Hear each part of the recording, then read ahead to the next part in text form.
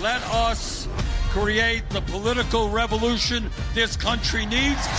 The stakes could not be higher. We cannot afford to miss the mark or to miss this moment. I will bring this country together instead of tearing it apart. I can't do it alone. I need your help to climb that mountain. And together we're going to beat Donald Trump. 2020 is our time to change who makes the rules. I am running to restore honor to our government and build a country that we can be proud of. From NBC News, the Democratic presidential debate, live from Las Vegas, Nevada.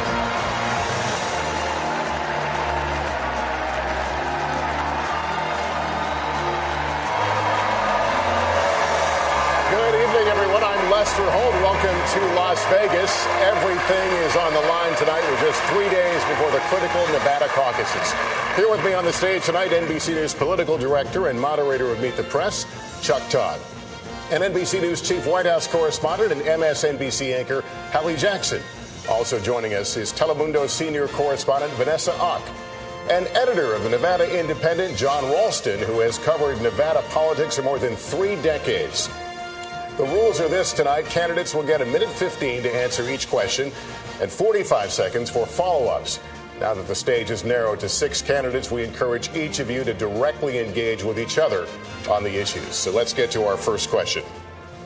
Since the last time you all shared the stage, Senator Sanders, a self-described Democratic socialist, has surged into the lead nationally in the Democratic race. And there's a new person on the stage tonight, Mayor Michael Bloomberg, a former Republican who spent millions of his own dollars to run in this race. What hasn't changed, a majority of Democratic voters still say their top priority is beating President Trump. Senator Sanders, the first question to you. Mayor Bloomberg is pitching himself as a centrist who says he's best positioned to win in November. Why is your revolution a better bet?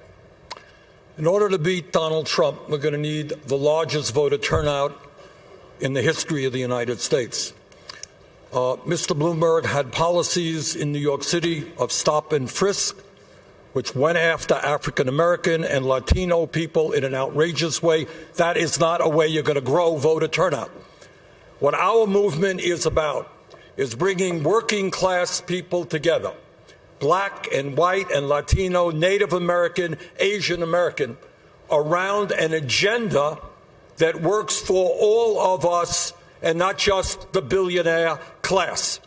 And that agenda says that maybe, just maybe, we should join the rest of the industrialized world, guarantee health care to all people as a human right, raise that minimum wage to a living wage of $15 an hour, and have the guts to take on the fossil fuel industry because their short-term profits are not more important than the future of this planet and the need to combat climate change. Those are some of the reasons we have the strongest campaign to defeat Donald Trump. So Mayor Bloomberg, can Senator Sanders beat President Trump, and how do you want to respond to what else he said? I don't think there's any chance of the senator beating President Trump. You don't start out by saying, I've got 160 million people. I'm going to take away the insurance plan that they love. That's just not a ways that you go and start building the coalition that the Sanders camp thinks that they can do. I don't think there's any chance whatsoever. And if he goes and is the candidate, we will have Donald Trump for another 4 years, and we can't stand that. So I'd like to talk about who we're running against. A billionaire who calls women fat broads and horse-faced lesbians. And no, I'm not talking about Donald Trump. I'm talking about Mayor Bloomberg. Democrats are not going to win if we have a nominee who has a history of hiding his tax returns, of harassing women, and of supporting racist policies like redlining and stop and frisk. Look, I'll support whoever the Democratic nominee is, but understand this. Democrats take a huge risk if we just substitute one arrogant billionaire for another. This country has worked for the rich for a long time and left everyone else in the dirt. It is time to have a president who will be on the side of working families and be willing to get out there and fight for them. That is why I am in this race, and that is how I will beat Donald Trump. Senator Klobuchar, what do you think the path is from this stage to the White House? What works? I think the path is a high voter turnout. I'm the one on this stage that had the highest voter turnout of any state in the country when I led the ticket, as well as bringing in rural and suburban voters. And I've done that as well. And I'm the only one with the receipts to have done that in Republican congressional districts over and over again. But I want to say this. I actually welcomed Mayor Bloomberg to the stage. I thought that he shouldn't be hiding behind his TV ads. And so I was all ready for this big day. And then I looked at the memo from his campaign staff this morning. And it said that he actually thought that three of us should get out of the way. That is what his campaign said, because we should pave the way for him to become the nominee. I have been told as a woman, as someone that maybe no one thought was still going to be standing up on this stage, but I am because of pure grit and because of the people out there. I've been told many times to wait my turn and to step aside. And I'm not going to do that now. And I'm not going to do that because a campaign memo from Mayor Bloomberg said this morning that the only way that we get a nominee is if we step aside for him. I think we need something different than Donald Trump. I don't think you look at Donald Trump and say, we need someone richer in the White House. Thank you. Mayor Bloomberg, there's a lot for you to respond to there, so here's your opportunity. I think we have two questions to face tonight. One is, who can beat Donald Trump? And number two, who can do the job if they get into the White House? And I would argue that I am the candidate that can do exactly both of those things. I'm a New Yorker.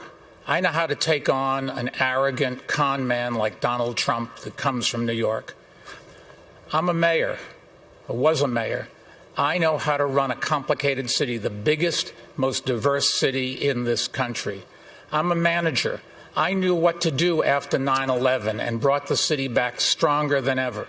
And I'm a philanthropist who didn't inherit his money, but made his money. And I'm spending that money to get rid of Donald Trump, the worst president we have ever had.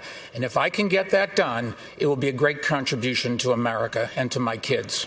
Vice President Biden, I'll let you weigh in here. In terms of who can beat Donald Trump, NBC did a poll yesterday. It says Joe Biden is best equipped to beat Donald Trump. That's what your poll said. And it said that I can beat him in those toss-up states, too, those states we have to win. I'm ahead by 8 points across the board. So in terms of being able to beat Donald Trump, I'm better positioned, according to your poll, than anybody else to beat Donald Trump. Number one. Number two, the mayor makes an interesting point. The mayor says that he has a great record, that he's done these wonderful things. Well, the fact of the matter is he has not managed his city very, very well when he was there. He didn't get a whole lot done. He had stop and frisk, throwing close to 5 million young black men up against the wall. And when we came along in our administration, President Obama, and said we're going to send in a mediator to stop it, he said that's unnecessary. So we're going to get a chance to talk about the mayor's record. But in terms of who is best prepared to beat Donald Trump, look at your poll and what it says. Mayor Buttigieg, you'd like to weigh in? Yes, we've got to wake up as a party. We could wake up 2 weeks from today, the day after Super Tuesday, and the only candidates left standing will be Bernie Sanders and Mike Bloomberg, the two most polarizing figures on this stage.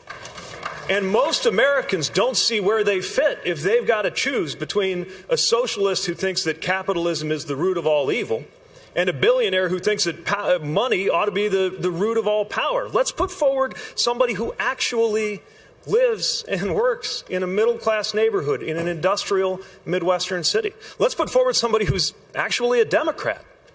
Look,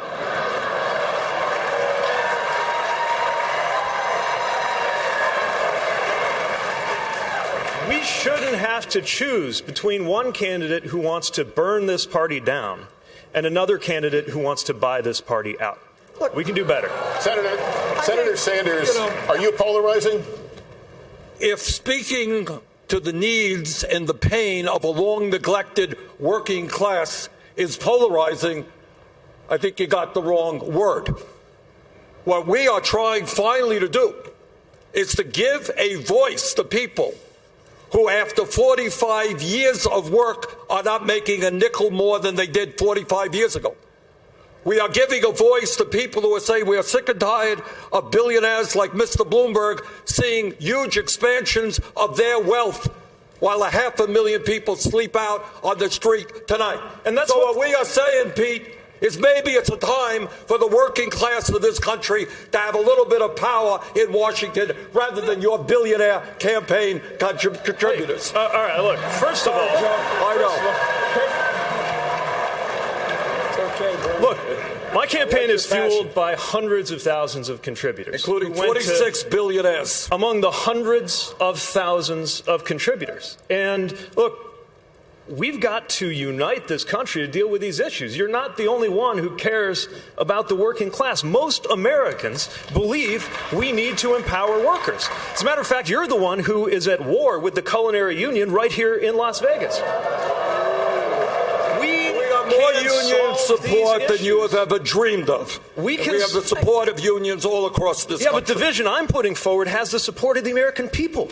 Really? We can actually deliver health care without taking it away from anyone. We can actually empower workers and lift wages without further polarizing this country. And we can build a movement without having legions of our supporters online and in person. All right, candidates, thank you. I think it is Democratic figures, here. union leaders alike. Senator Warren, I have a question for you. On Sunday, on Meet the Press, Vice President Biden accused Senator Sanders' supporters of bullying union leaders here with, quote, vicious, malicious, misogynistic things.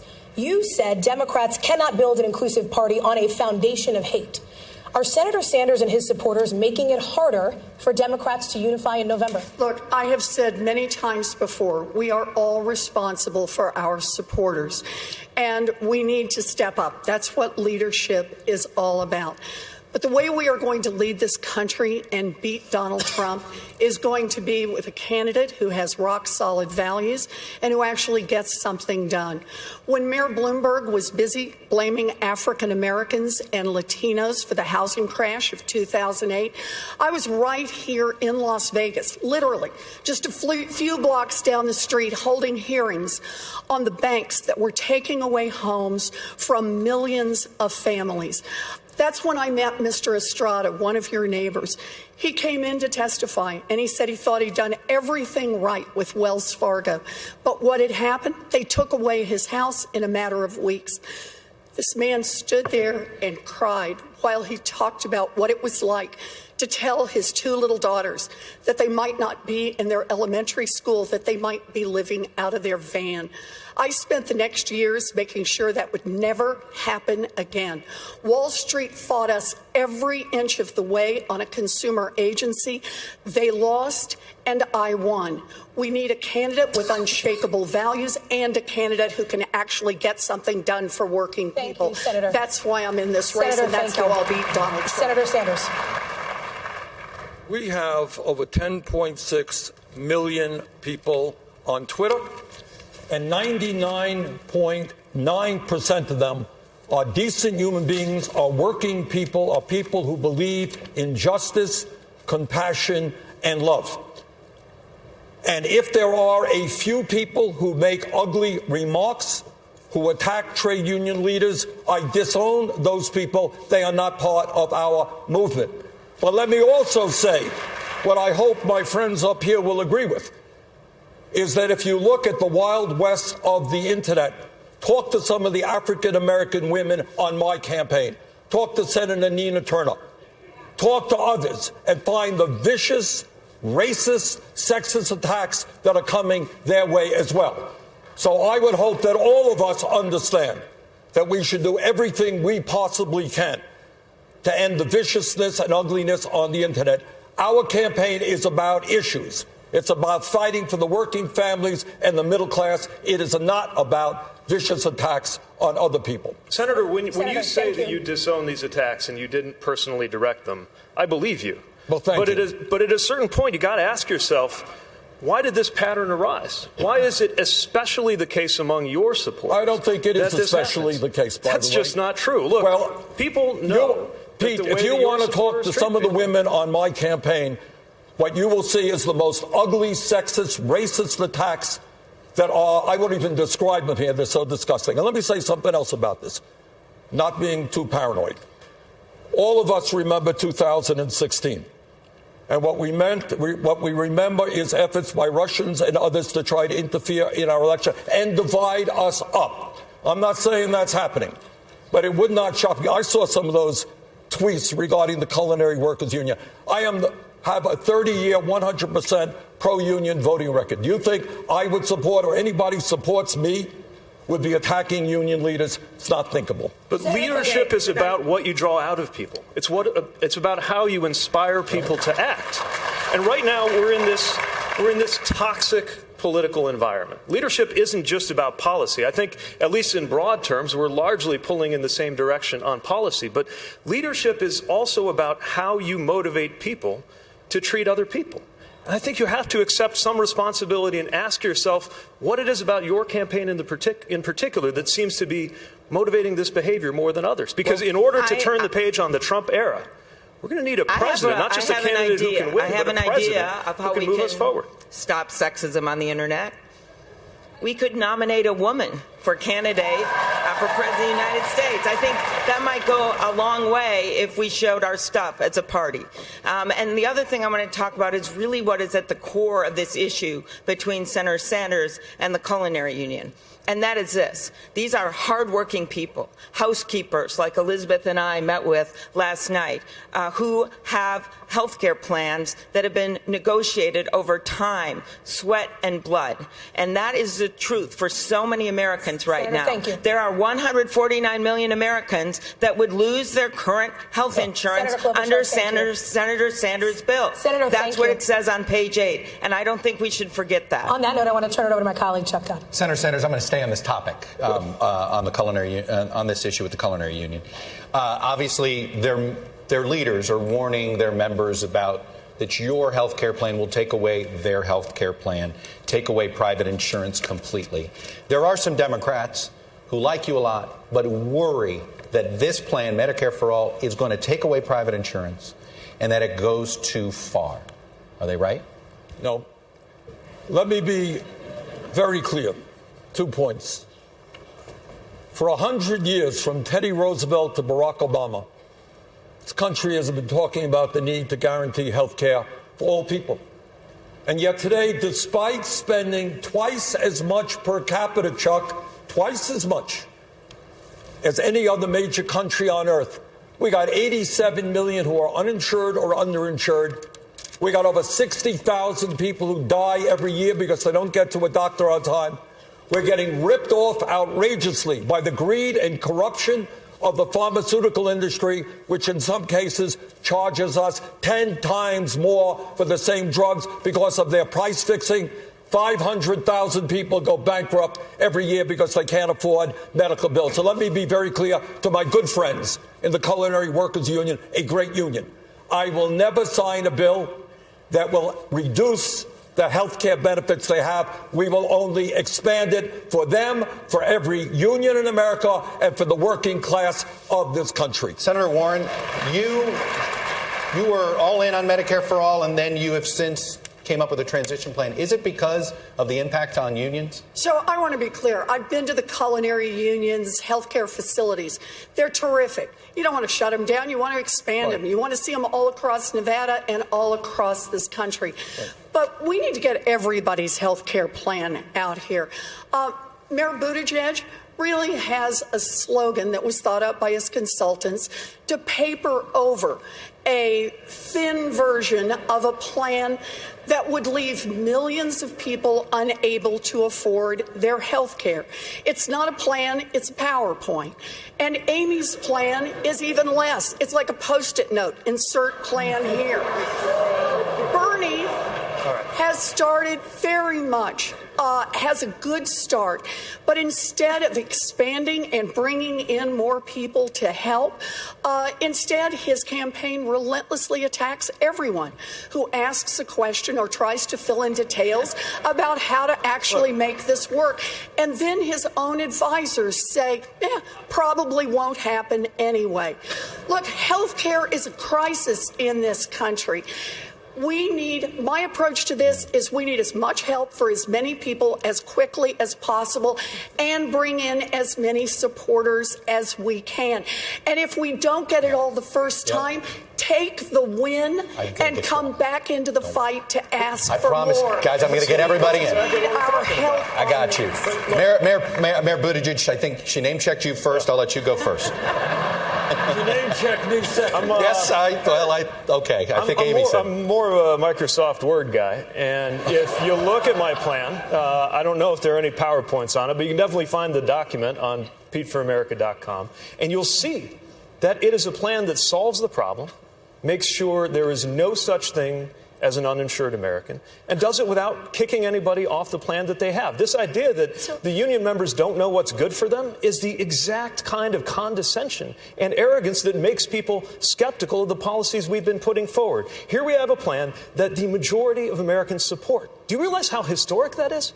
That the American people are ready in a way far beyond what was true even 10 years ago and what was available to President Obama at the time. There's a powerful American majority ready to undertake the biggest, most progressive reform we've had in healthcare in 50 years, just so long as we don't force it on anybody. What is wrong with that? All right, Can I respond to that? Let me go Senator Klobuchar, and then I'll have you respond. Okay. All right, Senator Klobuchar.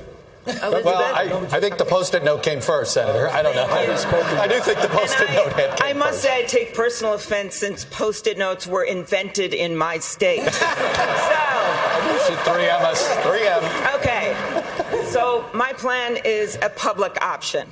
And according to all the studies out there, it would reduce premiums for 12 million people immediately. It would expand coverage for about that same number. It is a significant thing. It is what Barack Obama wanted to do from the very beginning. And the way I look at it, since we're in Vegas, when it comes to your plan, Elizabeth, and Bernie's on Medicare for All, you don't put your money on a number that's not even on the wheel. And why is Medicare for All not on the wheel? Why is it not on the wheel? Because 2/3 of the Democratic senators are not even on that bill. Because a bunch of the new House members that got elected see the problems with blowing up the Affordable Care Act. They see it right in front of them. And the truth is that when you see some troubled waters, you don't blow up a bridge, you build one. And so we need to improve the Affordable Care Act, not blow it up. Let me just. You name check 3 of them. Let me get Senator Sanders in there. You were. Okay. Go ahead, Senator Sanders. Okay. We'll get you in, Miss. All right. We got a lot of people in here that got hit. It's my turn, yeah? Yes, sir. Okay. Somehow or another, Canada can provide universal health care to all their people at half the cost. UK can do it, France can do it, Germany can do it, all of Europe can do it. Gee whiz, somehow or another, we are the only major country on earth that can't do it. Why is that? And I'll tell you why. It's because last year the healthcare industry made $100 billion in profits. Pharmaceutical industry, top 6 companies, $69 billion in profit. And those CEOs are contributing to Pete's campaign and other campaigns up here. Let's clear this up. So maybe it is finally time that we said as a nation, enough is enough. The function of a rational healthcare system is not to make the pharmaceutical industry and the drug companies rich. It is to provide health care to all people as a human right, not a privilege. Mr. Vice President, no premiums, no co-payments, no deductibles. Let's go ahead. And then Senator Warren. Mr. Vice President and Senator Warren. Hey, I'm the only one on this stage that actually got anything done on health care.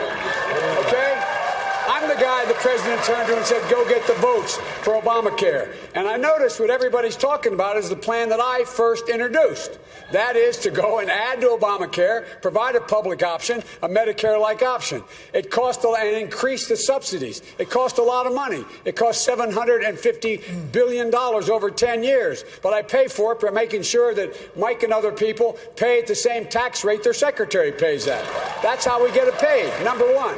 Number two, you know, from the moment we passed that signature legislation, Mike called it a disgrace, number one. Number two, Trump decided to get rid of it. And number three, my friends here came up with another plan. But they don't tell you. When you ask Bernie how much it cost, the last time he said that, I think it was on your show, he said, we'll find out. We'll find out how, or something to that effect. It cost over $35 trillion. Right. Let's get real. Senator Warren, you get the final word on this. We're going to move to another question. Go ahead, Senator Warren. Go ahead, Senator Warren. So I actually took a look at the plans that are posted. Mayor Buttigieg, there are 4 expenses that families pay, right? Premiums, deductibles, copays, and uncovered medical expenses. Mayor Buttigieg says he will put a cap only on the premiums. And that means families are going to pick up the rest of the cost. Amy, I looked online at your plan. It's 2 paragraphs. Families are suffering, and they need a plan. You can't simply stand here and trash an idea to give health care coverage to everyone without having a realistic plan of your own. And if you're not going to own up to the fact either that you don't have a plan or that your plan is going to leave people without health care coverage, full coverage, then you need to say so. I just want to say on this, when I was in Reno, when I met a man who said he had diabetes, he gets his insulin through the VA. But his sister and his daughter also have diabetes. No way to pay for their insulin. 3 human beings right here in Nevada My plan who takes are care of that. struggling. They share one insulin prescription. Mayor Bloomberg, was Vice Nevada. President Biden right? You weren't a fan of Obamacare? I am a fan of Obamacare. At the beginning, Mr. Mayor. Mr. Vice President, I just checked the record because you'd said one time that I was not. In 2009, I testified and gave a speech before the mayor's conference in Washington, advocating it and trying to get all the mayors to sign on. And I think at that time I wrote an article praising Obamacare. It was either in the New York Post or the Daily News. So the facts are I was there. Let me finish. Thank you. I was in favor of it. I thought it didn't go as far as we should. What Trump has done to this is a disgrace. The first thing we've got to do is get the White House and bring back those things that were left, and then find a ways to expand it. Another public option, having some rules about capping charges. All of those things. We shouldn't just walk away and start something that is totally new, untried. Vice President Biden, go ahead. The mayor said when we passed it, the signature piece of this administration, it's a disgrace. They're the exact words. It was a disgrace. Look it up. Check it out. It was a disgrace. Thank you. I cover, by the way, I plan. You do not have surprise billing. You bring down drug prices. People are not. It gives people all the things we're just talking about. I guess they're not got the time to do it, but I'll get a chance to talk. Thank you, sir. Lester. All right, Mayor Bloomberg, at the beginning of this debate, you took some incoming fire on this next topic. So let's get into it. In 2015. This is how you describe your policing policy as mayor. Quote, we put all the cops in the minority neighborhoods. And you explain that as, quote, because that's where all the crime is. You went on to say, and the way you should get the guns out of the kids' hands is to throw them against the wall and frisk them. You've apologized for that policy. But what does that kind of language say about how you view people of color or people in minority neighborhoods? Well, if I go back and look at my time in office, the one thing that I'm really worried about, embarrassed about, was how it turned out with stop and frisk. When I got into office, there were 650 murders a year in New York City. And I thought that my first responsibility was to give people the right to live. That's the basic right of everything. And we adopted a policy which had been in place, the policy that all big police departments use of stop and frisk. What happened, however, was it got out of control. And when I discovered that we were doing too many stop and frisks, we cut 95% of it out. And I've sat down with a bunch of African-American clergy and business people to talk about this, to try to learn. I've talked to a number of kids who'd been stopped. And I was trying to understand how we change our policies so we can keep the city safe, because the crime rate did go from 50% down to 300. And we have to keep the lid on crime, but we cannot go out and stop people indiscriminately. Mayor, thank you. Let me go to Vice President Biden on this. You want to respond to that? Yes, let's get something straight. The reason the stop and frisk changed is because Barack Obama sent moderators to see what was going on. When we sent them there to say this practice has to stop, the mayor thought it was a terrible idea we send them there. A terrible idea. Let's get the facts straight. Let's get the order straight. And it's not whether he apologized or not. It's the policy. The policy was abhorrent. And it was, in fact, a violation of every right people have. And we are the one. Our administration sent in people to monitor it. And at the very time, the mayor argued against that. This idea that he figured out it was a bad idea. He figured out it was a bad idea after we sent in monitors and said it must stop. Even then, he continued the policy. All right. Mayor, would you like to make a quick response to that? Yes, I would. I've apologized, I've asked for forgiveness, but the bottom line is that we stopped too many people. But the policy, we stop too many people, and we've got to make sure that we do something about criminal justice in this country. There is no great answer to a lot of these problems. And if we took off everybody that was wrong off this panel, everybody that was wrong on criminal justice at some time in their careers, there'd be nobody else up here. And Senator Warren. Let's be clear. I'm sorry, who did you call on? Senator Warren. Sorry. I do think that this really is about leadership and accountability. When the mayor says that he apologized, listen very closely to the apology. The language he used is about stop and frisk.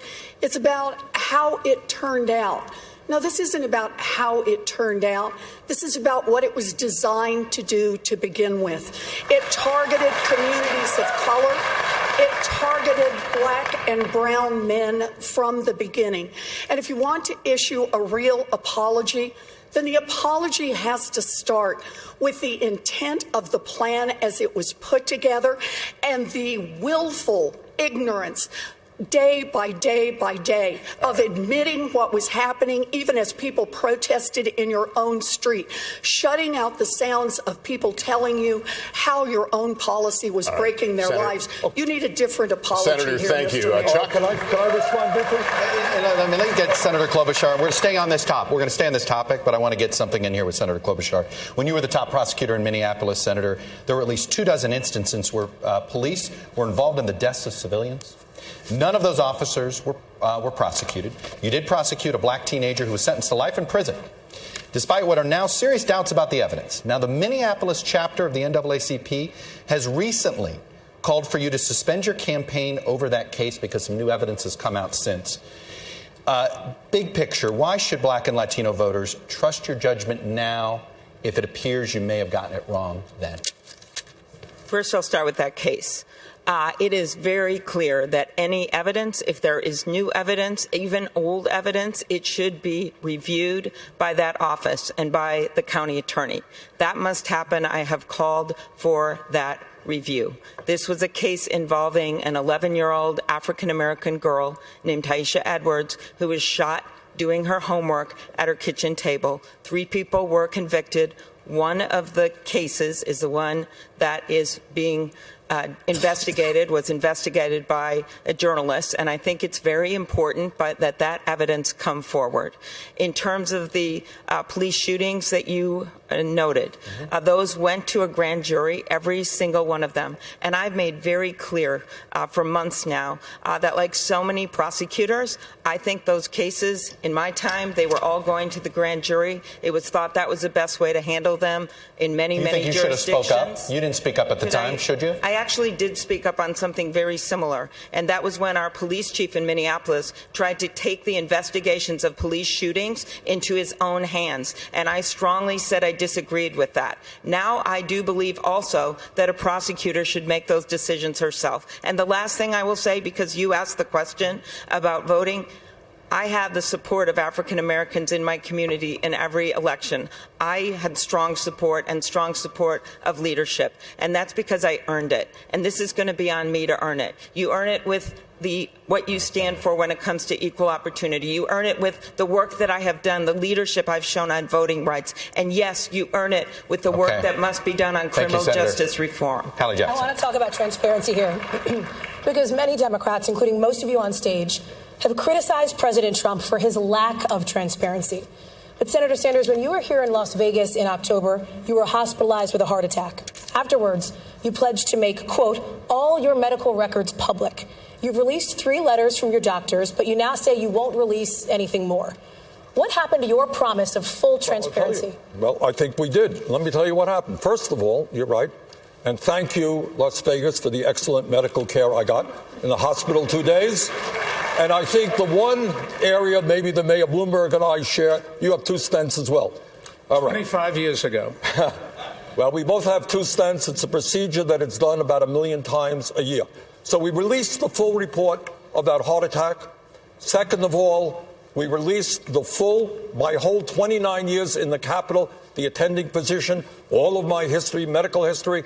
And furthermore, we released reports from 2 leading Vermont cardiologists who described my situation, and by the way, who said Bernie Sanders is more than able to deal with the stress and the vigor of being president of the United States. Hey, follow me around the campaign trail, 3, 4, 5 events a day.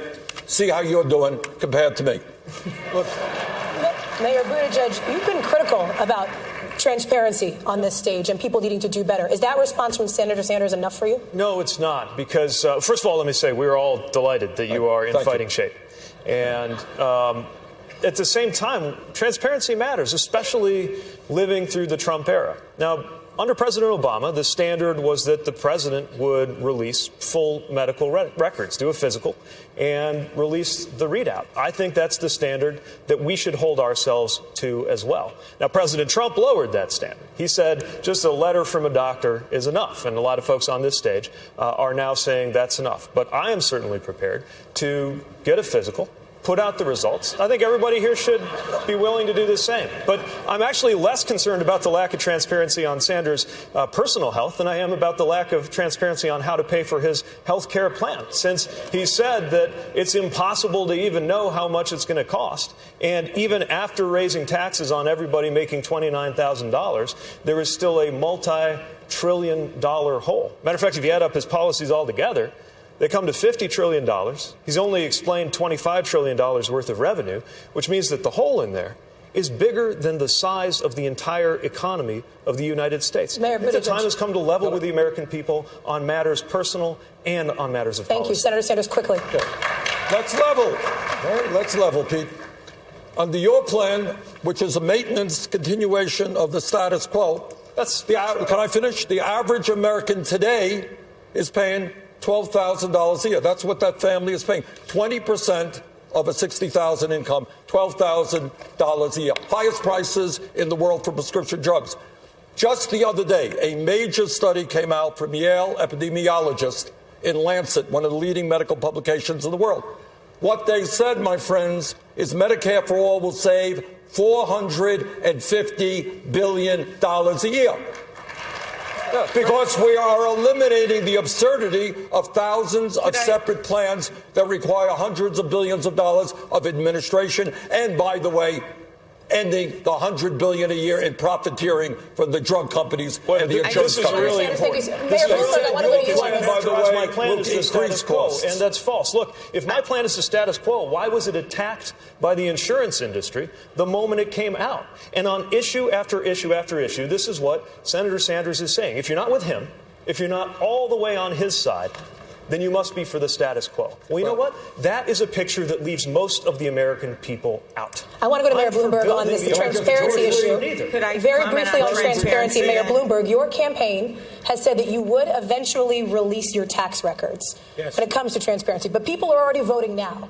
Why should Democratic voters have to wait? It just takes us a long time. Unfortunately or fortunately. Could I comment on that? Fortunately, I make a lot of money, and we do business all around the world, and we are preparing it. The number of pages will probably be in thousands of pages. I can't go to TurboTax, but I put out my tax return every year for 12 years in City Hall. We will put out this one. It tells everybody everything they need to know about every investments that I make and where the money goes. And the biggest item is all the money I give away. And we list that, every single donation I make. And you can get that from our foundation anytime you want. Okay, yeah, I'm just looking at my husband in the front row that has to do our taxes all the time. We probably could go to TurboTax. And the point of this is I believe in transparency. I had a physical, by the way. It came out well. We might all be surprised if my blood pressure is lower than Mayor Pete's. That might really shock everyone out there. And I think you should release your records from your physical. Secondly, when it comes to tax returns, everyone up here has released their tax returns, Mayor. I think, and it is a major issue because the President of the United States has been hiding behind his tax returns, even when courts order him to come forward with those tax returns. And I think, I don't care how much money anyone has. I think it's great you got a lot of money, but I think you've got to come forward with your tax returns. Senator, I want to get to you in a second. Mayor Bloomberg, quick response to Senator Klobuchar. We're releasing them. They'll be out in a few weeks, and that's just as fast as I can do it. Remember, I only entered into this race 10 weeks ago. All of my associates here have been at this for a couple of years. And we did That's right. We have engaging with voters. Let me ask you about something else, Mr. Mayor, because Mayor Bloomberg, let me ask you about something else. And get it done. Senator Warren. I wish it were that simple. I'll let you get in here, but Mayor Bloomberg. It would save me a lot of money. Let me ask you about something else. Several former employees have claimed that your company was a hostile workplace for women. When you were confronted about it, you admitted making sexually suggestive remarks, saying, quote, "That's the way I grew up." In a lawsuit in the 1990s, according to the Washington Post, one former female employee alleged that you said, quote, "I would do you in a second." Should Democrats expect better from their nominee? Let me say a couple things, and if I can have my full minute and a quarter, thank you. I have no tolerance for the kind of behavior that the Me Too movement has exposed. And anybody that does anything wrong in our company, we investigate it. And if it's appropriate, they're gone that day. But let me tell you what I do in my company and my foundation and in city government when I was there. In my foundation, the person that runs it's a woman. 70% of the people there are women. In my company, lots and lots of women have big responsibilities. They get paid exactly the same as men. And in my in City Hall, the top person, my deputy mayor, was a woman, and 40% of our commissioners were women. I am very proud of the fact that about 2 weeks ago, we were awarded. We were voted the the best place to work, second best place in America. If that doesn't say something about our employees and how happy they are, I don't know what does. Senator Warren, you've been critical of Mayor Bloomberg on this issue. Yes, I have. And I hope you heard what his defense was. I've been nice to some women. That just doesn't cut it. The mayor has to stand on his record. And what we need to know is exactly what's lurking out there. He has gotten some number of women, dozens, who knows, to sign non-disclosure agreements, both for sexual harassment and for gender discrimination in the workplace.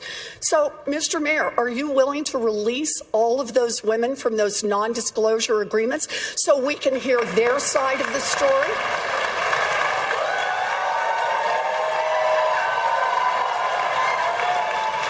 We have a very few non-disclosure agreements. How many is Let me that? finish.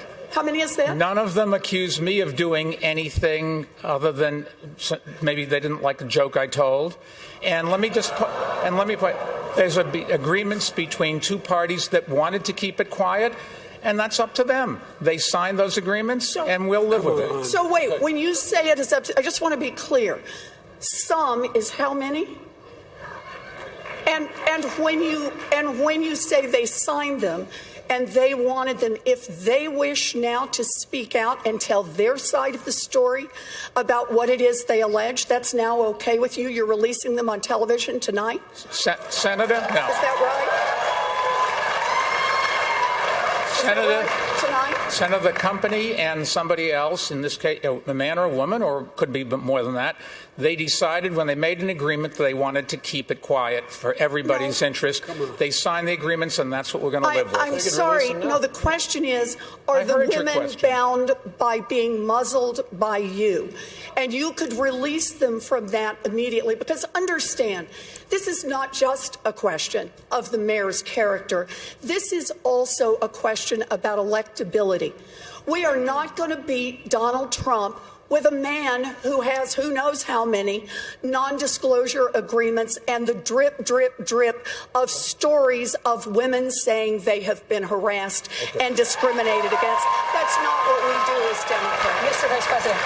Look, let's get something straight here. It's easy. All the mayor has to do is say, you are released from the non-disclosure agreement. Period.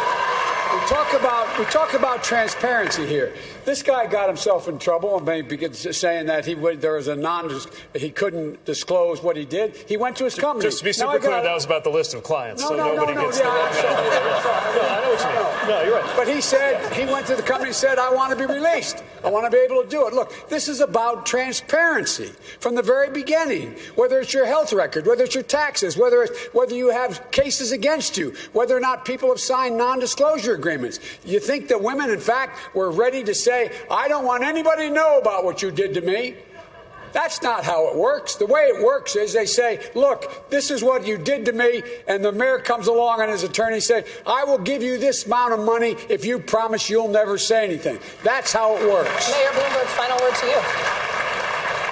I've said we're not going to get to end these agreements because they were made consensually, and they have every right to expect that they will stay private. If they want to release it, they should be able to release themselves. Can I add a word to this? Say yes. You know, we talk about electability, and everybody up here wants to beat Trump. And we talked about stop and frisk, and we talked about the workplace that Mayor Bloomberg has established and the problems there.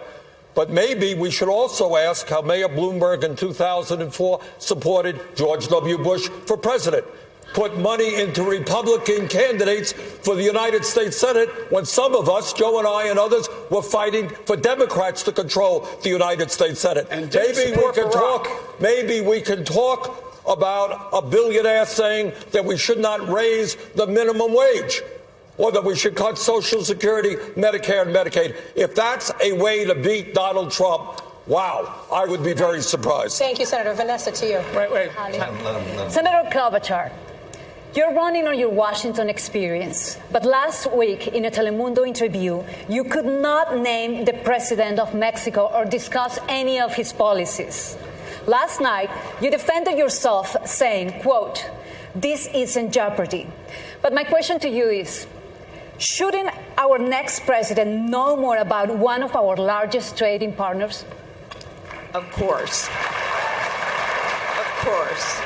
And I don't think that momentary forgetfulness actually reflects what I know about Mexico and how much I care about it. And I first want to say greetings to President López Obrador. Secondly, what I meant by the game of Jeopardy is that I think we could all come up with things. You know, how many members are there in the Israeli Knesset? 120. Who is the president of Honduras? Hernandez. But when it comes to Mexico, I am the one person on this stage that came out first to say I was for the U.S. Mexican-Canadian trade agreement. That is going to be one of the number one duties of a president. Senator is to implement my that. colleague specifically asked you if you could name the president of Mexico, and your response was no. Yes, that's right. And I said that I made an error. I think having a president that maybe is humble and is able to admit that here and there, maybe wouldn't be a bad thing. Mayor But it was, if you could let me, a good response. if you could. Yeah, look, I wouldn't liken this to trivial. I actually didn't know how many members were in the Knesset, so Well, you got there me you there. go. But you're staking your candidacy on your Washington experience. You're on the committee that oversees border security. You're on the committee that does trade. You're literally in part of the committee that's overseeing these things, and we're not able to speak to literally the first thing about the politics of the country to ourselves. Are you trying to say that I'm dumb, or are you mocking me here, Pete? I'm saying that you shouldn't trivialize I made that an knowledge. error. People sometimes forget names. I am the one that has, number one, has the experience based on passing over 100 Thank you, bills. Senator. If I could respond, this was a pretty big Quickly, allegation. He's basically saying that I don't have the experience to be president of the United States. I have passed over 100 bills as the lead Democrat since being in the U.S. Senate. I am the one, not you, that has won statewide in congressional district after congressional district. And I will say, when you tried in Indiana, Pete, to run, what happened to you? You lost by over 20 points to someone who later lost to my friend Joe Donnelly. So don't tell me about experience. What unites us here is we want to win. Right. And I think we should put a proven winner in charge of the ticket. This is a race for president. Mayor British. This is a race for president. If winning a race for Senate in Minnesota translated directly to becoming president, I would have grown up under the presidency of Walter Mondale. This is different. And the reason that I think we need to talk about Washington experience is that we should ask what that experience has led to. Experience is, and certainly tenure is not always the same thing as judgment. If we're going to talk about votes in the Senate in Washington, let's talk about it.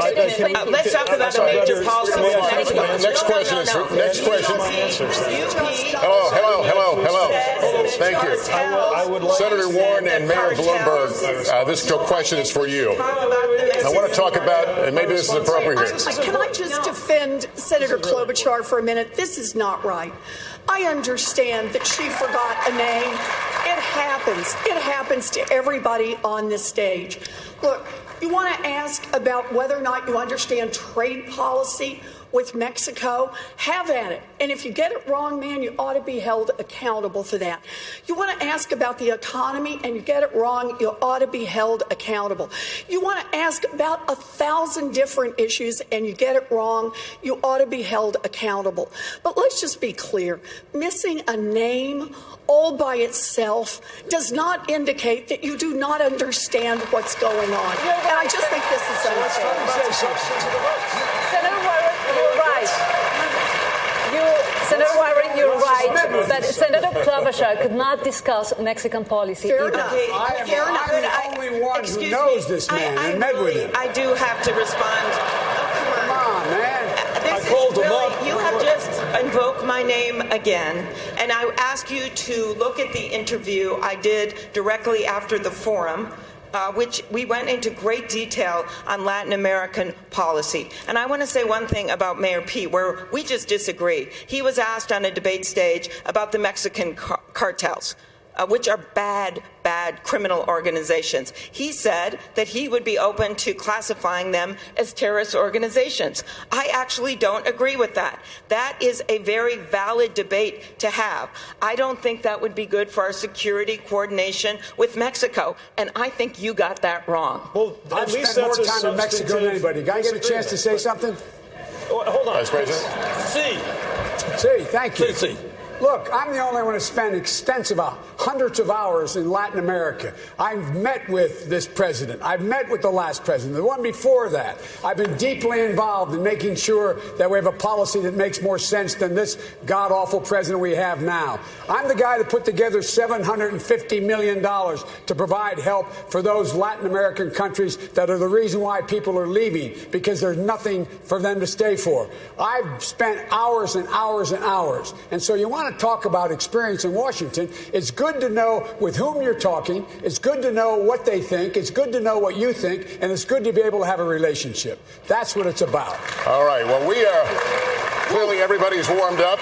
We're going to take a short break and kick off the next hour with a topic many voters have said is top of mind, the climate crisis. We're back in a moment.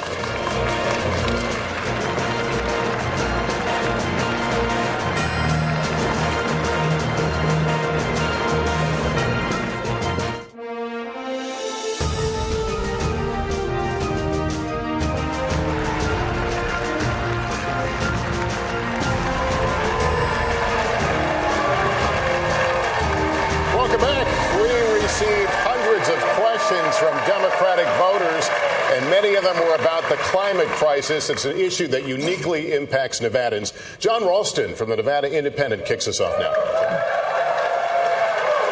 So, y'all ready to play some Nevada trivia now? I'm only half joking here.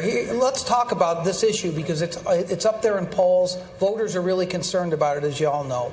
What you might not know is that Las Vegas and Reno are the vibrant economic engines for the state of Nevada and are also two of the fastest warming cities in the country. In certain months of the year, the heat is already an emergency situation for residents and for tourists walking up and down the Strip. So I'm going to start with you, Mr. Vice President. What specific policies would you implement that would keep Las Vegas and Reno livable, but also not hurt those economies? It is the existential threat that humanity faces, global warming.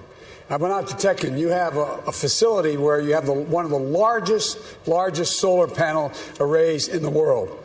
And when the fourth stage is completed, it will be able to take care of 60,000 homes for every single bit of their needs. And what I would do is, number one, work on providing the $47 billion we have for tech and to making sure we find answers, is to provide a way to transmit that wind and solar energy across the network in the United States. Invest in battery technology. I would immediately reinstate all of the elimination of what Trump has eliminated in terms of EPA. I would secondly make sure that we had 500,000 new charging stations in every new highway we built in the United States of America or repaired. I would make sure that we, once again, made sure that we got the mileage standards back up, which would have saved over 12 billion barrels of oil had he not walked away from it. And I would invest in rail. Rail can take hundreds of thousands, millions of cars off the road if we have high-speed rail. Thank you, Mr. Vice President. I want to get some of the rest of you in on this because y'all have plans. Yeah. Mayor Bloomberg, let me read what you said about this issue. You said you want to intensify U.S. and international actions to stop the expansion of coal. How exactly are you going to do that? Well, already we've closed 304 out of the 530 coal-fired power plants in the United States, and we've closed 80 out of the 200 or 300 that are in Europe. Bloomberg Philanthropies working with the Sierra Club. That's one of the things you do. But just let's start at the beginning. If you're president, the first thing you do the first day is you rejoin the Paris Agreement. This is just ridiculous for us to drop out. Two, America's responsibility is to be the leader in the world. And if we don't, we're the ones that are going to get hurt just as much as anybody else. And that's why I don't want to have us cut off all relationships with China, because you will never solve this problem without China and India, Western Europe and America. That's where most of the greenhouse gas. Let me just finish one other thing. I believe, and you can tell me whether this is right, but the solar array that the Vice President was talking about is being closed because it's not economic, that you can put solar panels in and modern technology, even more modern than that. I want to let Senator Warren jump in here, just because you've said something that's really specific to Nevada. And the tension here in this state is between people who want renewable energy and people who want conservation on public lands. Yeah. 85% of Nevada is managed by the federal government. You have said that you are going to have an executive order that would stop drilling on public land, stop mining, which is a huge industry here. You got to have lithium. You got to have copper for renewable energy. How do you do that? So, look, I think we should stop all new drilling and mining on public lands and all offshore drilling. If we need to make exceptions because there are specific minerals that we've got to have access to, then we locate those and we do it not in a way that just is about the profits of giant industries, but in a way that is sustainable for the environment. We cannot continue to let our public lands be used for profits by those who don't care about our environment and are not making it better. Look, I'm going to say something that is really controversial in Washington, but I think I'm safe to say this here in Nevada. I believe in science, and I believe that the way that we're going to deal with this problem is that we are going to increase by tenfold our investment in science. There's an upcoming $27 trillion market worldwide for green, and much of what is needed has not yet been invented. My proposal is let's invent it here in the United States and then say, we invented in the U.S., you've got to build it in the U.S. That's a million new manufacturing We're going to jobs. stick to this topic, but Senator Sanders, I'm going to move to fracking. You want a total ban on natural gas extraction, fracking, in the next 5 years. The industry obviously supports a lot of jobs around the country, including thousands in the battleground state of Pennsylvania. One unit official there told the New York Times, quote, if we end up with a Democratic candidate that supports a fracking ban, I'm going to tell my members that either you don't vote or you vote for the other guy. What do you tell these workers? It's supporting a big industry right now, sir.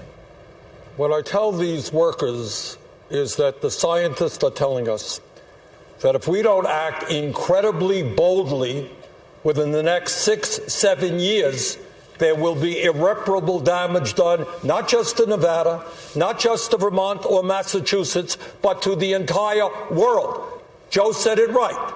This is an existential threat. You know what that means, Chuck? That means we're fighting for the future of this planet. And the Green New Deal that I support, by the way, will create up to 20 million good-paying jobs as we move our energy system away from fossil fuel to energy efficiency and sustainable energy. This is a moral issue, my friends. We have to take the responsibility of making sure that the planet we leave our children and grandchildren is a planet that is healthy and habitable. That is more important than the profits of the fossil fuel industry. I want to keep this going. Senator Klobuchar, you're not on the same page at a total ban of fracking. You call it a transitional fuel.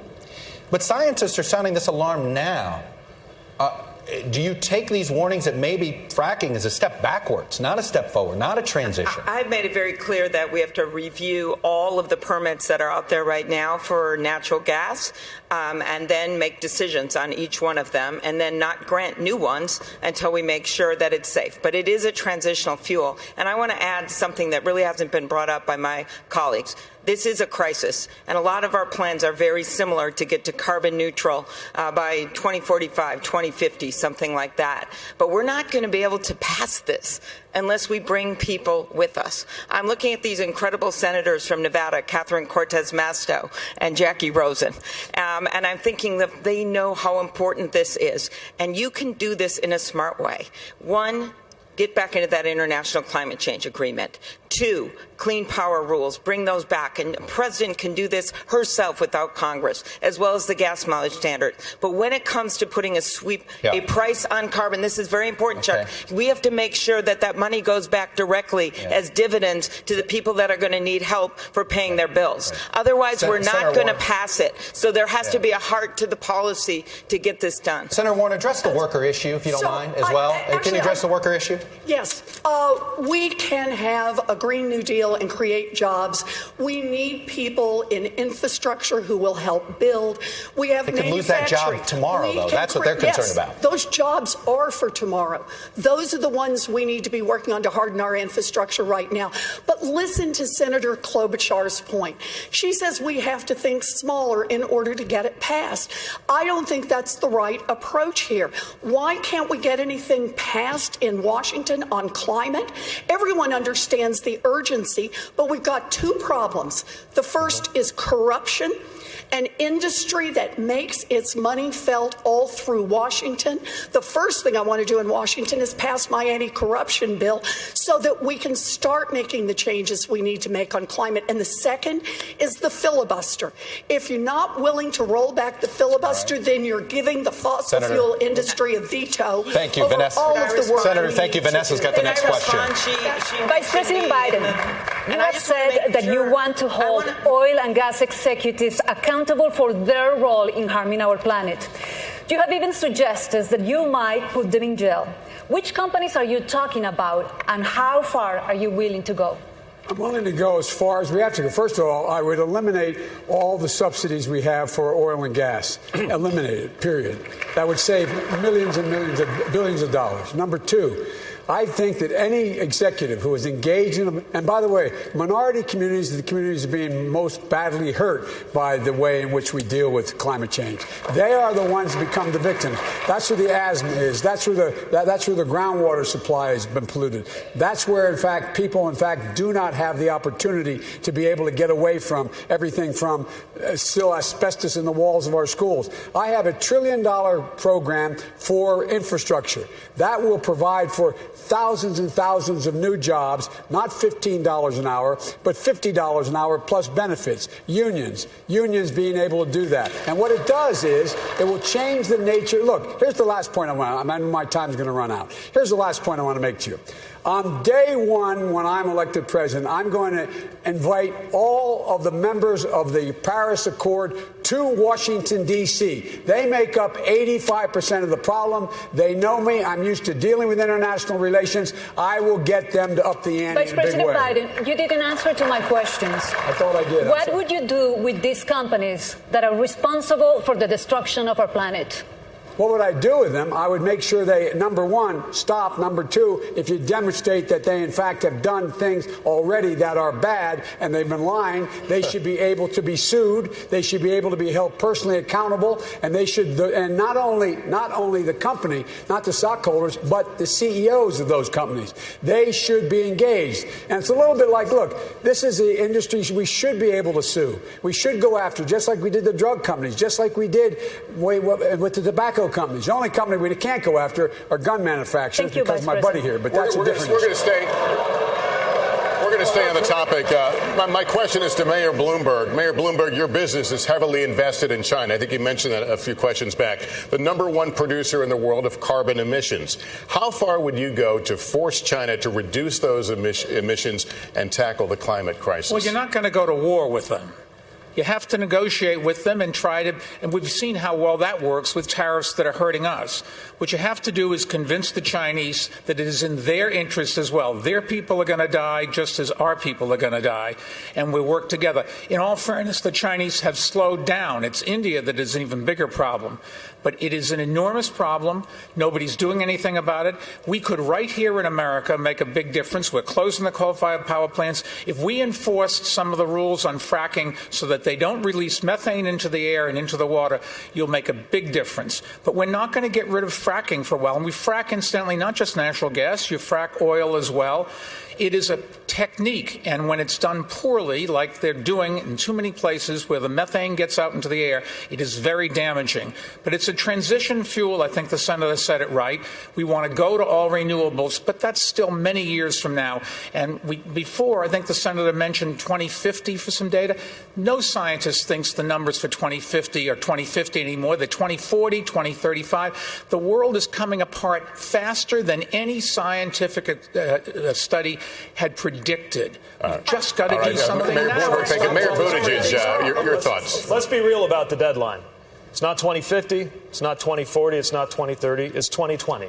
Because if we don't elect a president who actually believes in climate science now, we will never meet any of the other scientific or policy deadlines that we need to.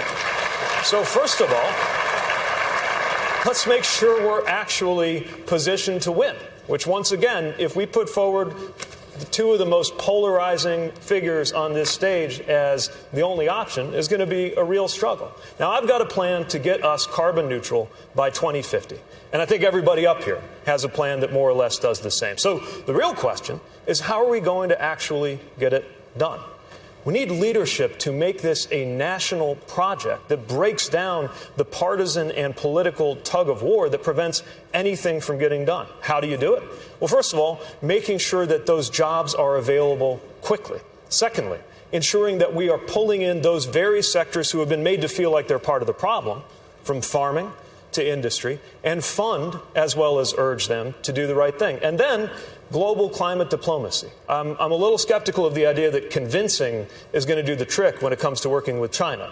America has repeatedly overestimated our ability to shape Chinese ambitions. But what we can do is ensure that we use the hard tools let me hear from Senator Warner to enforce what has to happen. Yes, I want to make sure that the question of environmental justice gets more than a glancing blow in this debate, because for generations now in this country, toxic waste dumps, polluting factories have been located in or near communities of color over and over and over. And the consequences are felt in the health of young African American babies. It's felt in the health of seniors, people with compromised immune systems. It's also felt economically. Who wants to move into an area where the air smells bad or you can't drink the water? I have a commitment of $1 trillion to repair the damage that this nation has permitted to inflict on communities of color for generations now.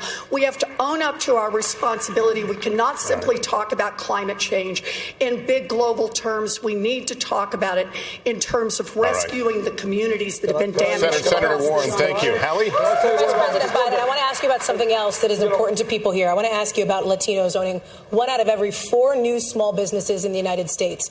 Many of them have benefited from President Trump's tax cuts, and they may be hesitant about new taxes or regulations. Will taxes on their small businesses go up under your administration? No. Taxes on small business won't go up. Matter of fact, we're going to make sure there's more money available for small businesses in the Latino community and the black community to be able to get the capital to start businesses.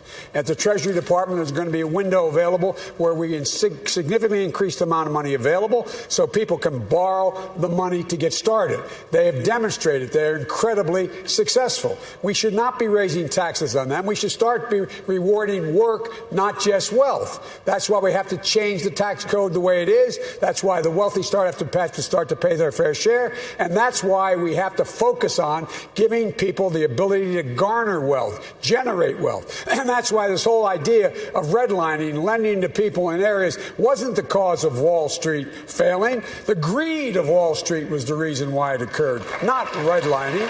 And lastly, I want to say, look, the idea of China is, in their Belt and Road proposal, they're taking the dirtiest coal in the world, mostly out of Mongolia, and spreading it around the world. It's clear. It made it clear when you called into Washington in the first 100 days. If you continue, you will suffer severe consequences because the rest of the world will impose tariffs on everything you're selling because you are undercutting the entire economy. Thank you, Mr. Vice President. Mayor Buttigieg, will taxes on those businesses go up under you?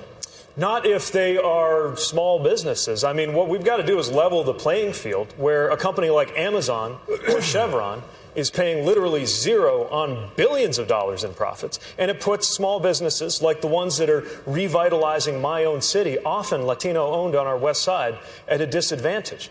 We need to recognize that investing in Latino entrepreneurship is not just an investment in the Latino community, it is an investment in the future of America. And it is time for a president who understands the value of immigration in lifting up all of our communities and our country. We're getting the exact opposite message from the current president. And it is time to recognize not just the diversity of the Latino community, but the importance of issues like economic empowerment, like health care, as well as in the tax system. Very quickly, Senator Warren. We have an entrepreneurship gap in America, and that is a gap between white entrepreneurs and black and Latino entrepreneurs. And the principal reason for this is they don't have the money for equity to get the businesses started.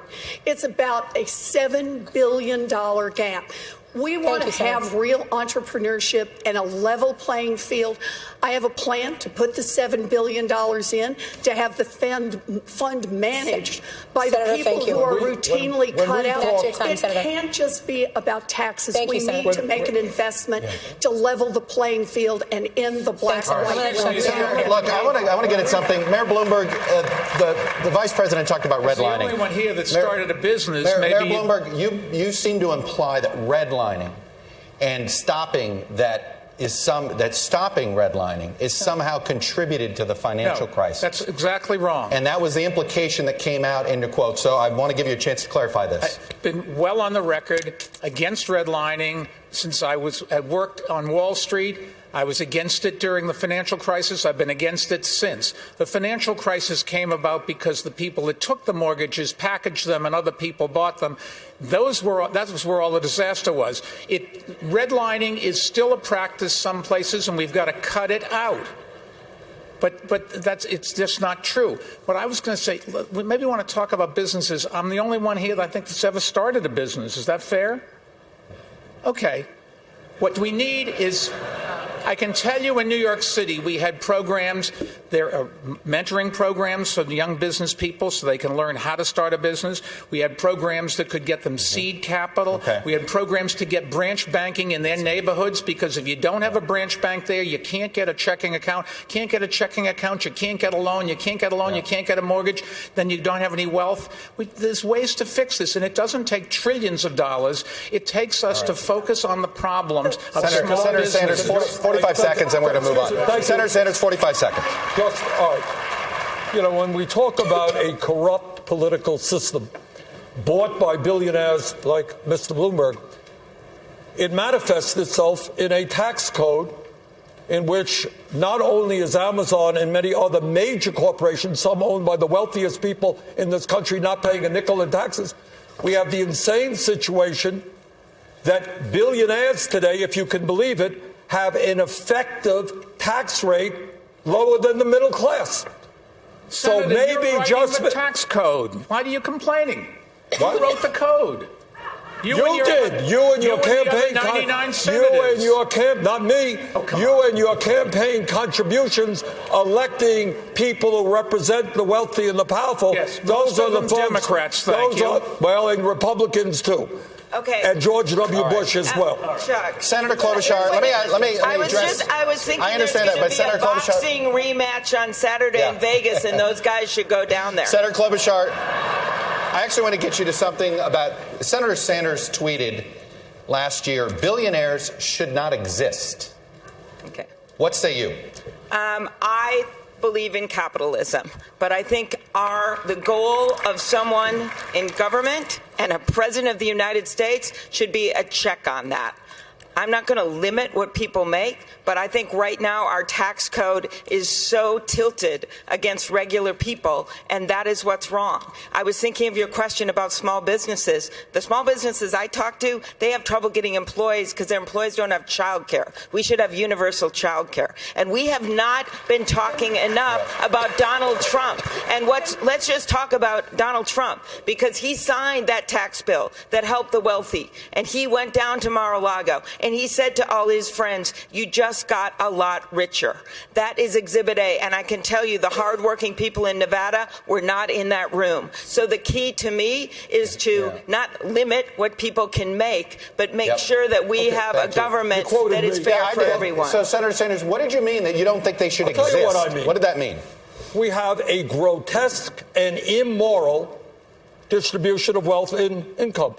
Mike Bloomberg owns more wealth than the bottom 125 million Americans. That's wrong. That's immoral. That should not be the case when we got 500,000 people sleeping out on the streets, when we have kids who cannot afford to go to college, when we have 45 million people dealing with student debt. We have enormous problems facing this country, and we cannot continue seeing a situation where in the last 3 years, billionaires in this country saw an $850 billion increase in their wealth. Congratulations, Mr. Bloomberg.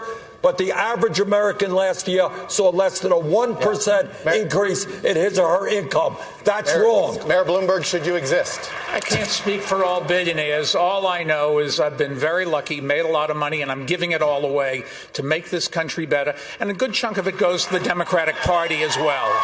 Is it too much? Have you earned too much money? Has it been an obscene amount of... Should you have earned that much money? Yes. I worked very hard for it, and I'm giving it away.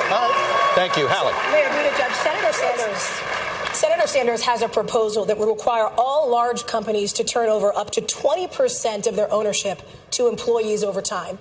Is that a good idea? I think that employee ownership of companies is a great idea. I'm not sure it makes sense to command those companies to do it. If we really want to deliver less inequality in this country, then we got to start with the tax code.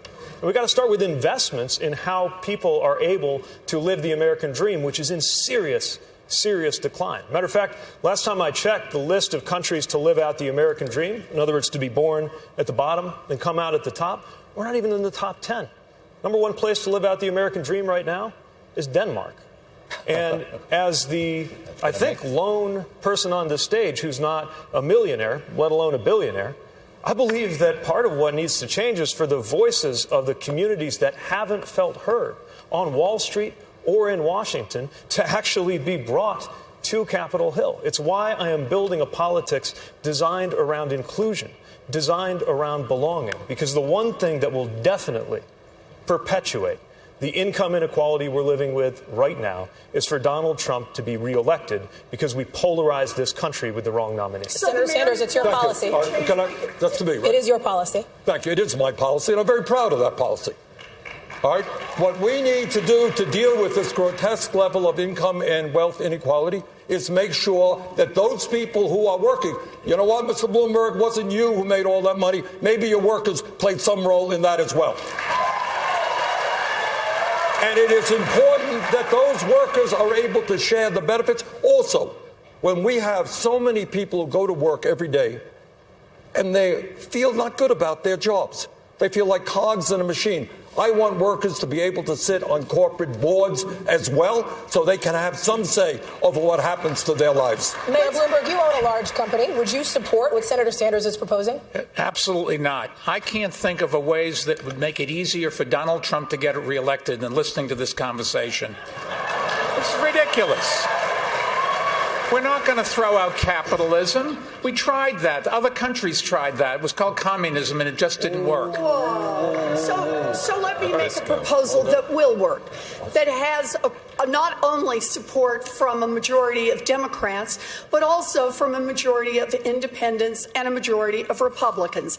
And that is a 2-cent wealth tax on all fortunes above $50 million. You hit $1 billion, you got to pay a few pennies more. This is a tax on the top 0.1% in America, and it permits us to start to restructure our economy. It means we can afford universal child care for every baby in this country age 0 to 5. It means we can have universal pre-K for every child in America. It means we can raise the wages of every child care worker and preschool teacher and stop exploiting the black and brown women who do this work. It means we can put $800 billion into our public schools, quadruple funding for Title I schools. And as a former special education teacher, we could fully fund IDEA so children with disabilities would get the full education they need. We could do college.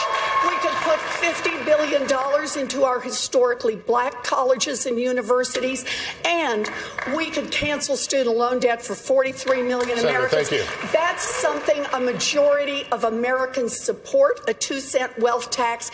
It is a question of values. Do we want to invest in Mr. Bloomberg, or do we want to invest in an entire generation of young Senator Americans? Sanders, the next question is for you. Senator Sanders, our latest NBC News Wall Street Journal poll released yesterday, 2/3 of all voters said they were uncomfortable with a socialist candidate for president. What do you say to those voters, sir? What was the result of that poll? Who was winning? The question's to you.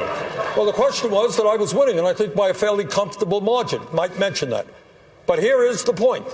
Let's talk about democratic socialism, not communism, Mr. Bloomberg. That's a cheap shot. Let's talk about democratic. Let's talk about what goes on in countries like Denmark, where Pete correctly pointed out they have a much higher quality of life in many respects than we do. What are we talking about? We are living in many ways in a socialist society right now.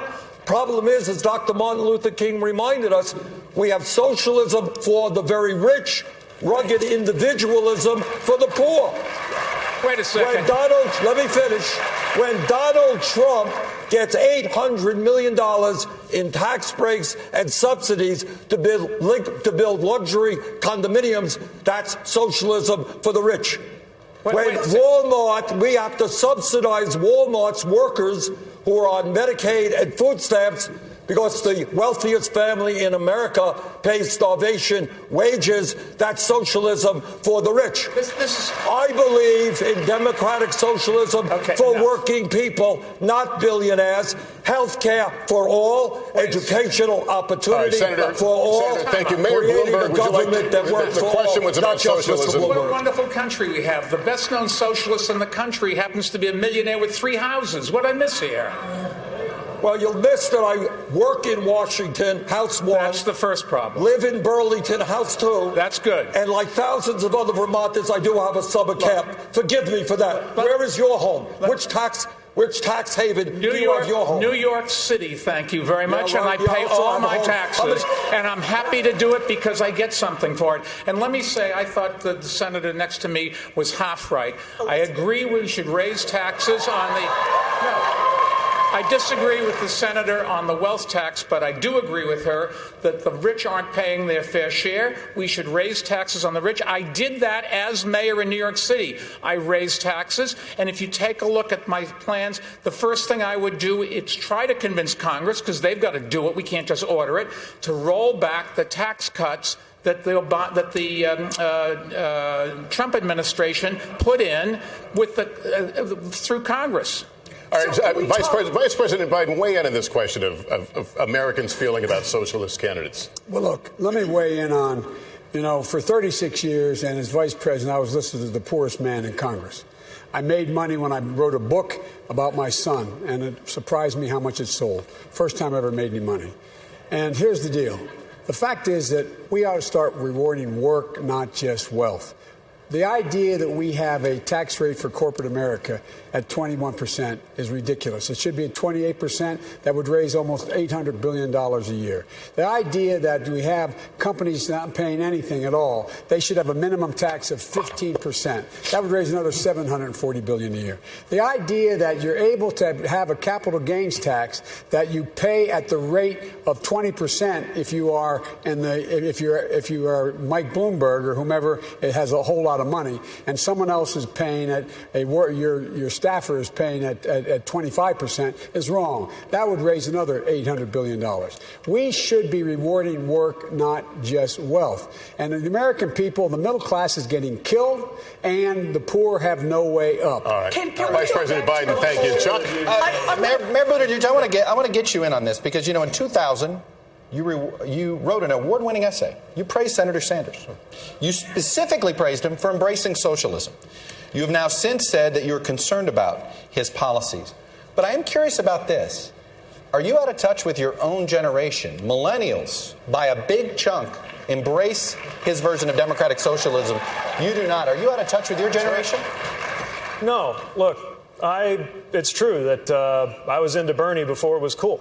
He was thank you, congressman at the time. And the qualities I admired then are qualities I still respect a great deal.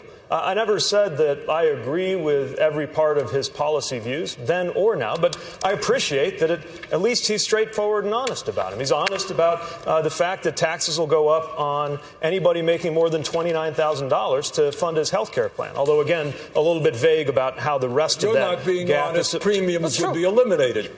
But you're still raising those taxes, and but when we're saving you do people money because they don't pay any premiums, out-of-pocket expenses, co-payments, or deductibles. They're going to be much better off. But where's the other $25 trillion supposed to come from? At a certain point, you got to do the math. Well, we got it all up there on the internet. It's a payroll tax. A payroll tax. Well, no, but even after the payroll tax, you still have a because we have a wealth tax. Elizabeth has a good one. Ours is a little bit tougher on Mr. Bloomberg than hers. We're going to raise it in a progressive way, which deals with income and wealth inequality, and make certain, finally, that health care in this country is a human right, not a privilege. 45 seconds. Senator Warren, I'm just going to close it out here. You went out of your way. You went out of your way to call yourself a capitalist, to separate yourself from him. Why? Yes, because I am. Look, Democrats want to beat Donald Trump, but they are worried. They are worried about gambling on a narrow vision that doesn't address the fears of millions of Americans across this country who see real problems and want real change. They are worried about gambling on a revolution that won't bring along a majority of this country. Amy and Joe's hearts are in the right place, but we can't be so eager to be liked by Mitch McConnell that we forget how to fight the Republicans. Mayor Buttigieg has been taking money from big donors and changing his positions. So it makes it unclear what it is he stands for other than his Senator, own. thank you. Senator Klobuchar, go ahead. You've got Senator Klobuchar. You've had it. Senator Klobuchar, go ahead. You got the floor for 45. Thank you. Go. Number one, I have repeatedly said that we have to win big. And the way we win big is winning states like Nevada, but also winning the Senate races in Arizona and in Colorado and beyond. And the reason we want to do that is to send Mitch McConnell packing. And I think when you look at my history, I am the one that has done that. I am the one that can lead this ticket. And just because I am willing to talk about common ground, that's where America is. It is not with Mitch McConnell, who has 400 bills on his desk that should pass if we get rid of him. It is because I am willing to work with people and find common ground, and that's what we want in a president, Elizabeth. We don't want someone that looks at just plans. Senator, thank you. We need to take another break here. We'll return to the Paris, Las Vegas in just a moment.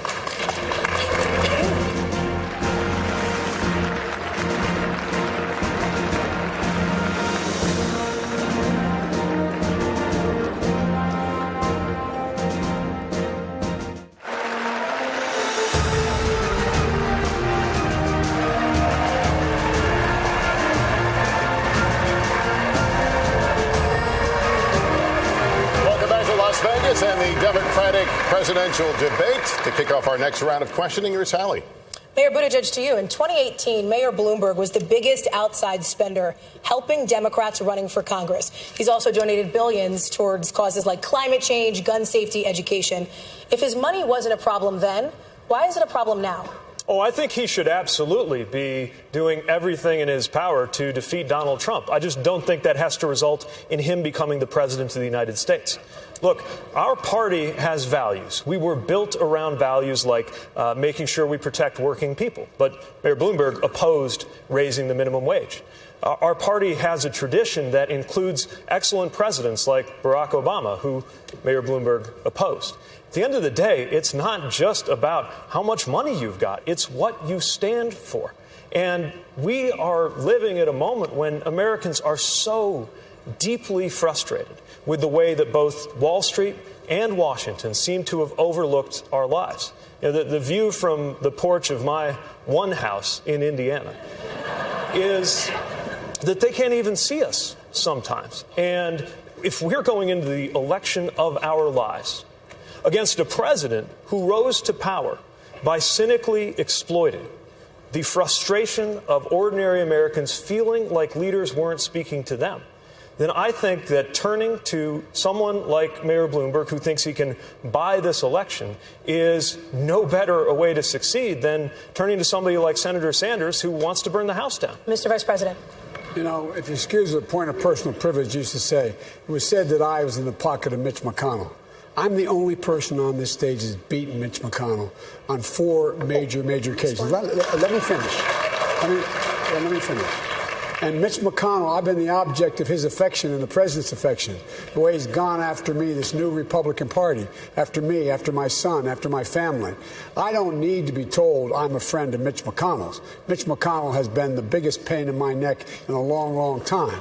And so that's number one. Number two, we have to have somebody who understands what it's like for ordinary people. Ordinary people come up. They have to understand, like my dad made that longest walk up a short flight of stairs, say, I don't have a job, honey. We have to move. You got to move with Grandpa. How long it took to buy a house. How long it took to get back into the game again. They have to understand the needs of ordinary people. And they are getting killed, no matter what people say about this economy, how good it is. And the good part of the economy, it's only 60 seconds, not up yet. And the fact is that we are in a situation where you have the president making clear that he doesn't want any part of me being his opponent. He's spending $125,000 this week to keep me from being an opponent. I wonder why.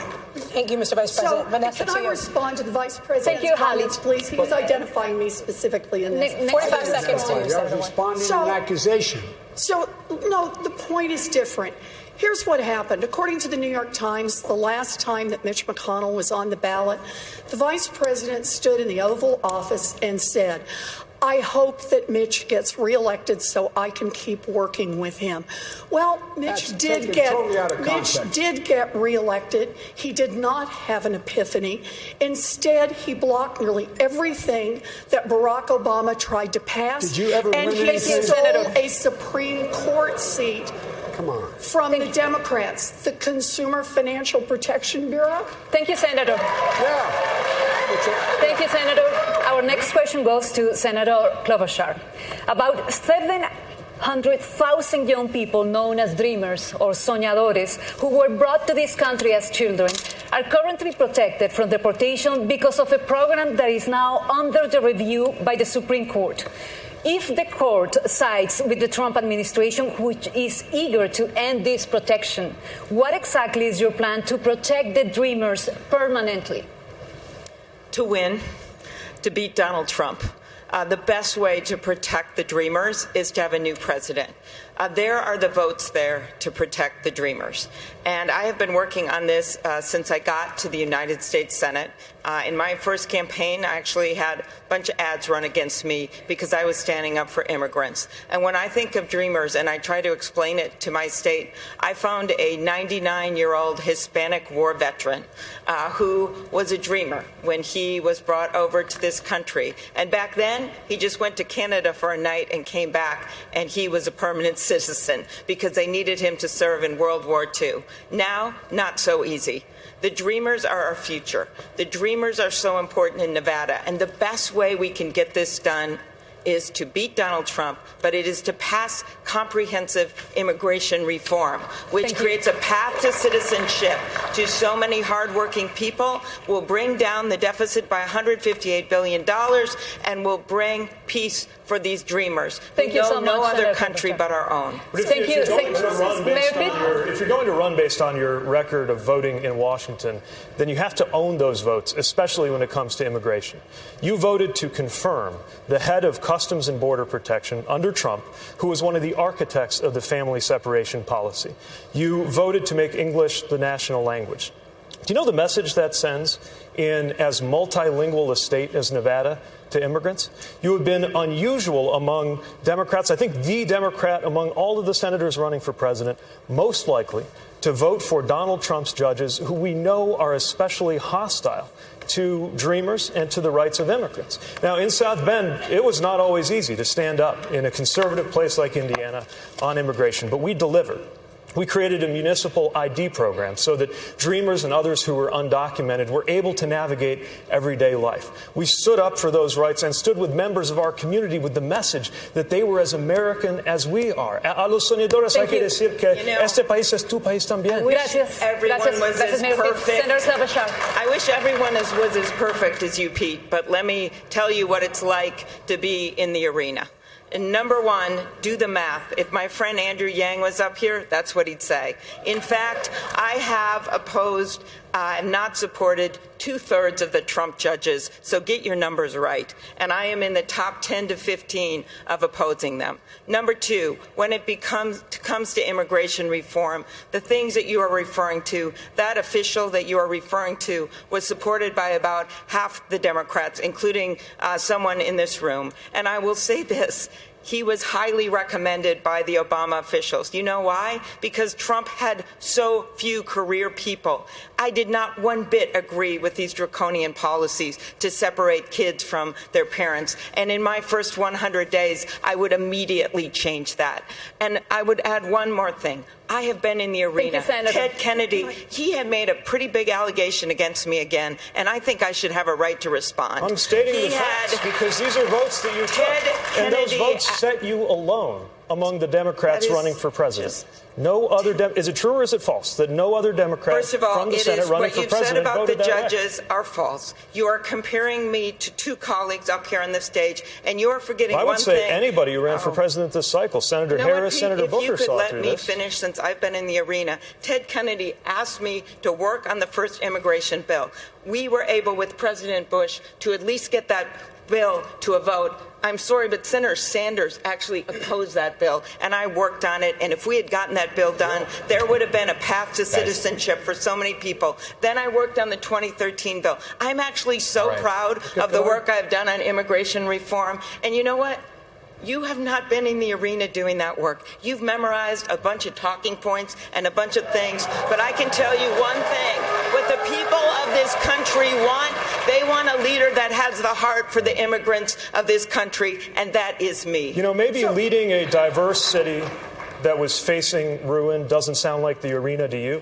I'm used to senators telling mayors that senators are more important than mayors, but this is the arena, too. You don't have to be in Washington to matter. You don't have to be on Capitol Hill for your work to be significant. Guys, the arena we are at the end here. We are at the end here. I got to let that one go. We are less than 2 weeks away from a national primary. And I want to ask all of you this simple question. There's a very good chance none of you are going to have enough delegates to the Democratic National Convention to clinch this nomination.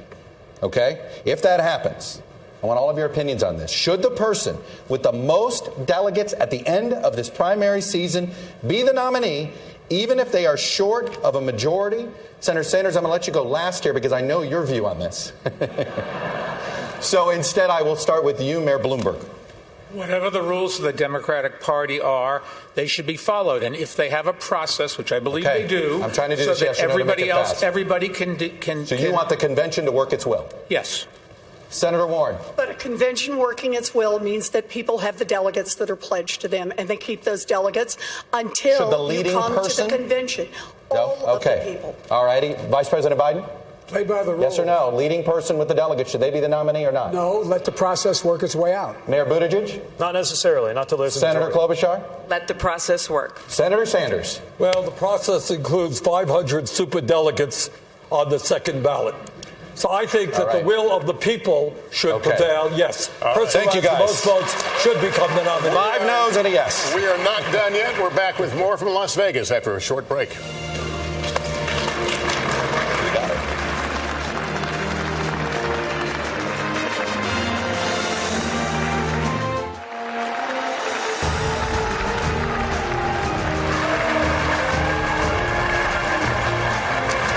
Welcome back, everyone. It is time for closing statements. Each candidate will have 1 minute, and we begin with Senator Klobuchar. This has been quite a debate. And what I want everyone out there watching to remember is that what unites us is so much bigger than what divides us. And that we need a candidate that can bring people with her. Yes, a fired up Democratic base, but also independents and moderate Republicans. And I've done that every single time. I have won every race down to 4th grade. A lot of boasting up here, so thought I'd add that. Secondly, you need someone who can govern. And I have passed over 100 bills as the lead Democrat. And third, you need someone that has the heart to be the president. They were talking a lot about heart conditions up here. We have a president right now that doesn't have a heart. I love the people of this country, and I ask for the vote of the people of Nevada, because this state gets it. They get that maybe you don't agree with every single thing that's said on this debate stage, but we understand that the heart of America is bigger than any heart that guy has in the White House. I ask you to join me at amyklobuchar.com. Senator, thank you. Mayor Bloomberg, to you. Well, you can join me at MikeBloomberg.com, too, if you want, but I'm not asking for any money. Look, this is a management job, and Donald Trump's not a manager. This is a job where you have to build teams. He doesn't have a team, so he goes and makes decisions without knowing what's going on or the implications of what he does. We cannot run the railroad this way.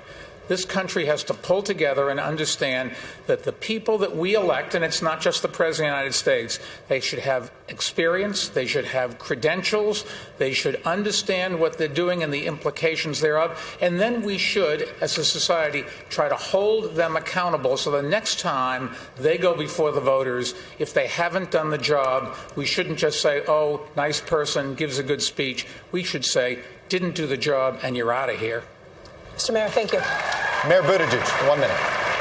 In Nevada, I'm asking for your vote because America is running out of time, and this is our only chance to defeat Donald Trump.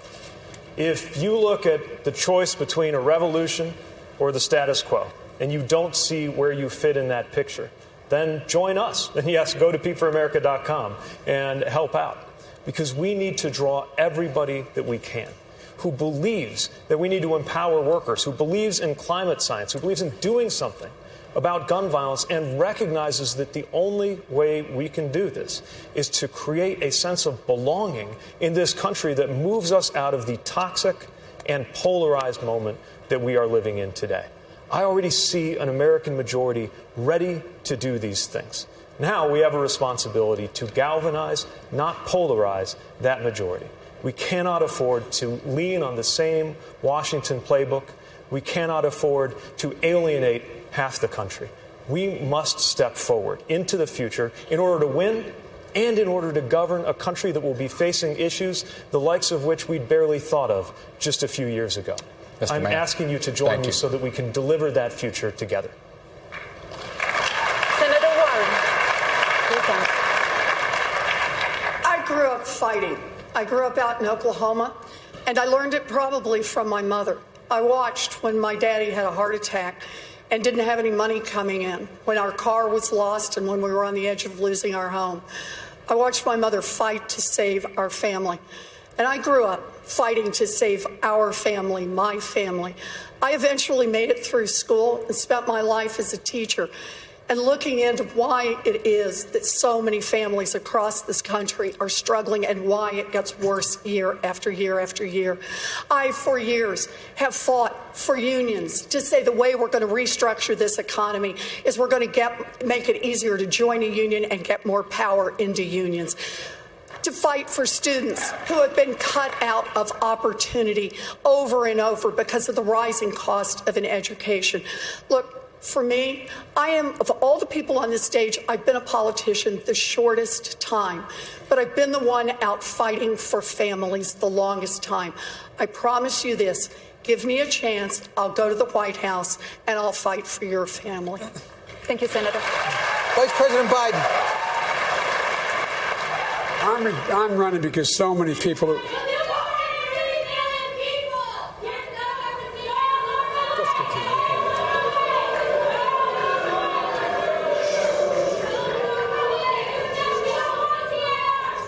Please give us a moment. We'll clear the room and let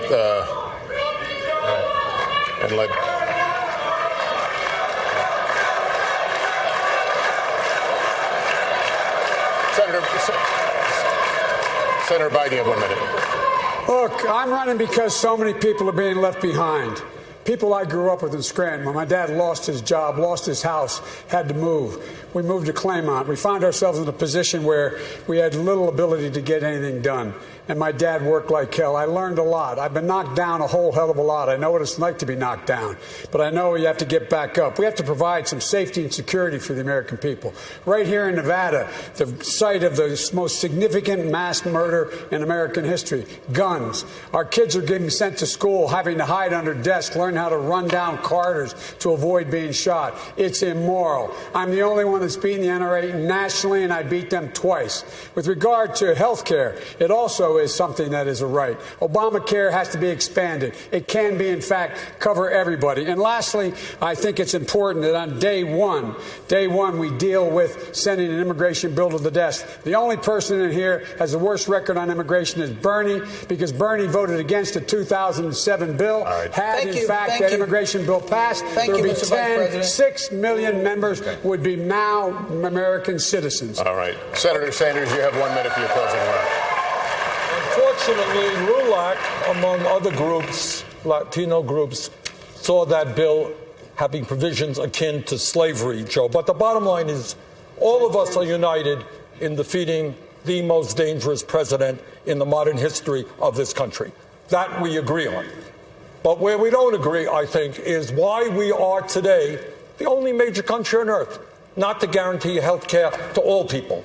Why 3 people own more wealth than the bottom half of America when 500,000 people sleep out on the street. Why hundreds of thousands of bright young kids can't afford to go to college and 45 million remain in student debt. Bottom line here, real change never takes place from the top on down, never takes place from an oligarchy controlled by billionaires. We need to mobilize millions of people to stand up for justice. That's our campaign. Join us at BernieSanders.com. Thank you. Senator, thank you. Folks, thank you. That concludes tonight's debate. Our thanks to my fellow moderators, to the candidates, and of course to all of you, the audience here and at home. The Nevada caucuses are this Saturday with the South Carolina primary just 1 week later. Then the big prize, Super Tuesday on March 3rd. We'll be following it all for you. For now, for all of us at NBC News, I'm Lester Holt. Good day.